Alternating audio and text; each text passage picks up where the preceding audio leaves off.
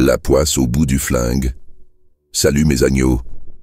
Préparez-vous à plonger dans une enquête policière complètement déjantée, made in San Antonio. Aujourd'hui, je vais vous raconter une histoire qui va vous faire rire, frémir et vous tenir en haleine. Attachez vos ceintures, sortez vos mouchoirs et votre sens de l'humour, on part dans une aventure qui va secouer vos neurones. Ah, mes agneaux, si vous saviez comme la vie d'un flic, c'est pas toujours des vacances aux Bahamas avec mojito à volonté. Prenez hier soir par exemple. J'étais peinard dans mon bureau, en train de gribouiller un rapport aussi palpitant qu'un épisode de Météo Marine, quand voilà que Berthier déboule comme un bœuf qu'on aurait piqué au vif. Patron, qu'il me dit, tout essoufflé comme s'il venait de grimper l'Everest en chaussettes. On a un cadavre sur les bras. Un cadavre. Ah ben tiens, ça manquait à ma soirée. Je lève les yeux au ciel et je me dis que si le bon Dieu existe, il doit avoir un sacré sens de l'humour noir. Où ça, que je lui demande en soupirant. Rue des Trois Malchanceux, dans le vieux quartier, une vraie scène de crime à la Hitchcock. Ni une ni deux, je saute dans ma bagnole avec Berthier qui me colle au basque. Et là, mes petits loups, commence une affaire qui va me filer plus de migraines qu'un concert de hard rock sous acide. Quand on arrive rue des Trois Malchanceux, il est minuit passé, le genre d'heure où même les chats errants ont plié boutique. La rue porte bien son nom, pavé luisant de flotte, lampadaires qui clignotent comme des néons en fin de vie et une odeur de poubelle qui ferait fuir un éboueur en grève. Bref, l'endroit idéal pour tomber sur un cadavre. Et quel cadavre, mes agneaux! Un type en costard 3 pièces, étalé comme une crêpe au pied d'un escalier en colimaçon. La scène est digne d'un polar noir des années 50. Le gars a une balle dans le buffet et un sourire figé qui ferait passer le Joker pour un amateur. C'est qui le client? Que je demande à Berthier en m'accroupissant près du macabé. Pas encore identifié, patron. Pas de papier sur lui. Juste ça. Il me tend un bout de papier chiffonné qu'il a trouvé dans la poche du mort. Dessus, il y a écrit 3 mots au stylo rouge. Ne fais pas ça. Charmant. On dirait presque un conseil d'ami, sauf que l'ami en question a visiblement préféré lui coller du plomb dans l'estomac. Et les témoins, que je relance. Berthier secoue la tête. Rien. Les voisins disent qu'ils ont rien vu, rien entendu. Comme d'habitude, ah, les voisins. Toujours là pour se plaindre quand tu mets la musique trop fort. Mais dès qu'il s'agit de signaler un meurtre, il n'y a plus personne. Je me redresse et jette un coup d'œil autour de moi. L'endroit est désert, à part une vieille dame qui nous observe depuis sa fenêtre du 3e étage. Elle a l'air aussi aimable qu'un gardien de prison un jour de grève. Berthier, va interroger Mamie Nova là-haut. Moi, je vais fouiller les environs. Pendant que mon adjoint grimpe les escaliers pour aller tirer les vers du nez à la vieille chouette, je fais le tour du pâté de maison. Rien à signaler, à part un chat noir qui me regarde comme si j'étais venu lui piquer sa gamelle. Je retourne sur les lieux du crime juste à temps pour voir Berthier redescendre avec une mine déconfite. Alors, que je lui lance. Rien à tirer d'elle, patron. Elle dit qu'elle dormait et qu'elle a rien vu. Je soupire. Ça commence bien, cette affaire. Le lendemain matin, alors que je suis en train de m'enfiler mon 3e café au bureau, et croyez-moi, il est aussi dégueulasse que le premier, voilà que Mathilde débarque avec un dossier sous le bras. Mathilde, c'est notre experte en informatique et notre encyclopédie ambulante. Un vrai cerveau sur pattes, mais avec un humour aussi sec qu'un biscuit oublié au fond d'un placard. « J'ai quelque chose pour toi, San Antonio », qu'elle me dit en posant le dossier sur mon bureau. Dis toujours. Elle ouvre le dossier et me montre une photo du macabé de la veille. Notre homme s'appelle Jacques Lemercier, 42 ans, avocat spécialisé dans les affaires pénales et accessoirement mêlé à quelques dossiers pas très nets. Genre? Elle hausse les épaules.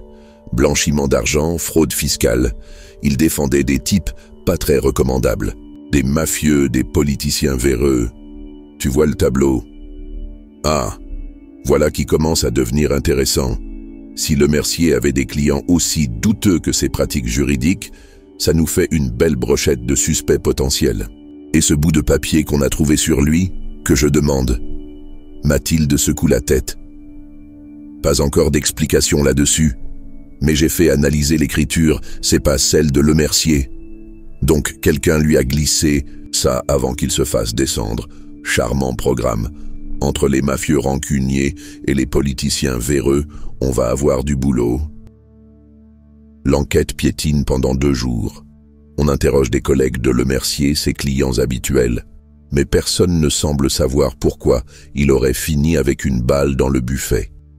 Et puis voilà qu'un matin, alors que je suis en train de me demander si je vais pas changer de métier pour devenir éleveur de chèvres dans le Larzac, au moins, elle te tirera pas dessus, Berthier débarque avec une info croustillante. « Patron, on a un témoin. Je manque de m'étouffer avec mon café, encore plus dégueulasse que d'habitude. »« T'es sérieux ? Qui ça ?» Il me tend une adresse griffonnée sur un bout de papier. Une certaine Clara Dumont. Elle dit qu'elle a vu quelque chose la nuit du meurtre, mais elle ne voulait pas parler à la police au début. Apparemment, elle a changé d'avis ce matin. Clara Dumont habite dans un petit studio miteux au-dessus d'un bar tabac qui sent le tabac froid et la bière éventée. Quand elle ouvre la porte, je comprends tout de suite pourquoi elle hésitait à parler. Elle a l'air aussi nerveuse qu'un lapin pris dans les phares d'une voiture. « Entrez vite !» qu'elle chuchote en jetant des coups d'œil derrière elle, comme si elle s'attendait à voir débarquer la mafia italienne au complet. On s'installe dans son salon. Enfin, si on peut appeler ça un salon. Et elle commence à nous raconter ce qu'elle a vu cette fameuse nuit. Un type louche qui traînait près des lieux du crime juste avant que Lemercier se fasse descendre. Vous pourriez le reconnaître si vous le revoyez, que je demande. Elle hoche la tête sans hésiter. Bingo! On tient peut-être enfin une piste solide. Grâce au témoignage de Clara Dumont et aux talents artistiques douteux de notre dessinateur judiciaire, on obtient un portrait robot du type louche en question. Et devinez quoi? Il correspond pile poil à un certain Marco Bellini, petit caïd local connu pour ses liens avec roulement de tambour. Jacques Lemercier. On met Bellini sous surveillance pendant 2 jours avant de décider qu'il est temps de passer à l'action. Berthier et moi, on débarque chez lui avec un mandat d'arrêt et 2 paires menottes flambant neuves, faut bien se faire plaisir parfois. Mais évidemment, ça ne pouvait pas être aussi simple. Quand on entre chez Bellini, il est déjà en train de faire ses valises pour filer à l'anglaise. Il tente même de nous fausser compagnie par la fenêtre. Sauf que Berthier l'attrape par le col juste avant qu'il se casse la figure 3 étages plus bas. Au poste, Bellini finit par craquer après 2 heures d'interrogatoire musclé et quelques menaces subtiles concernant sa collection personnelle de DVD pirates. Il avoue avoir tué Lemercier, mais il ajoute quelque chose qui nous laisse sans voix. C'était pas moi qui voulais sa peau, c'était son propre client. Un client, mais lequel? Avec tous les types véreux que défendait Lemercier, on n'a pas fini. Après quelques recherches supplémentaires et beaucoup trop de café, on découvre que Lemercier travaillait récemment sur une affaire particulièrement sensible.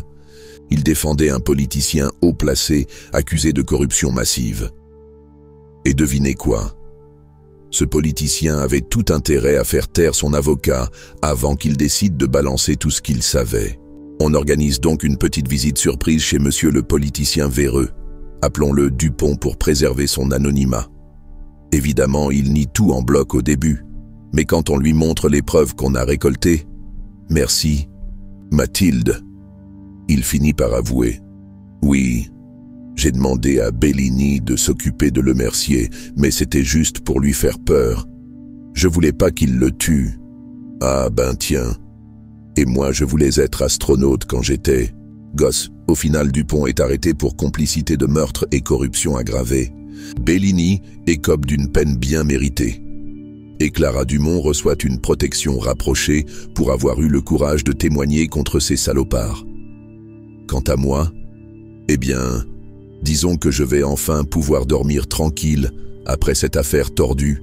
Et voilà mes agneaux. C'est ici que se termine notre enquête rocambolesque dans l'univers déjanté des polars façon San Antonio. J'espère que vous avez pris autant plaisir à écouter cette histoire que j'en ai eu à vous la raconter.